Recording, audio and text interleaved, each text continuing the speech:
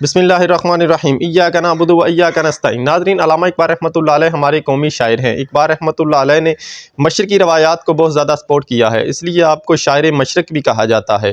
آپ حکیم الامت، مفکر اسلام، عظیم رہنما اور ایک عظیم عاشق رسول تھے۔ آپ رحمۃ اللہ علیہ کی ساری شاعری میں اسلام نظر آتا ہے۔ آپ رحمۃ اللہ علیہ ضرب کلیم میں فرماتے ہیں، وہ علم اپنے بتوں کا ہے آپ ابراہیم، وہ علم اپنے بتوں کا ہے آپ ابراہیم، کیا ہے جس کو خدا نے دل و نظر کا ندیم۔ ناظرین، علامہ اقبال رحمۃ اللہ علیہ نے یہاں دین کو علم کے ساتھ وابستہ کیا ہے۔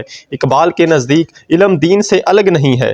ناظرین، علم اور دین انسان کے اندر سارے بتوں کو اس طرح سے پاش کر دیتا ہے جس طرح حضرت ابراہیم علیہ السلام نے نمرود کے زمانے میں بتوں کو توڑا تھا، اور یہ علم اقبال کے نزدیک وہ علم ہے جسے خدا نے انسان کے دل اور اس کی نظر کا دوست بنایا ہے۔ اس سے انسان کا ظاہر اور باطن دونوں صاف ہو جاتے ہیں۔ دوسرے شعر میں علامہ فرماتے ہیں، زمانہ ایک حیات ایک کائنات بھی ایک، زمانہ ایک حیات ایک کائنات بھی ایک، دلیل کم نظری قصہ جدید و قدیم۔ علامہ فرماتے ہیں کہ جب زمانہ ایک ہے، حیات بھی ایک ہے، کائنات بھی ایک ہے، تو پھر ہم ان کو نئے اور پرانے زمانے میں کیوں تقسیم کرتے ہیں؟ یہ تقسیم کرنے والوں کی کم نگاہی کی دلیل ہے۔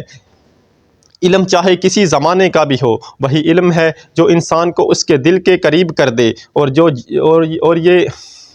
اور یہ جدید اور قدیم کی بحث کرنے والے کم عقل ہیں۔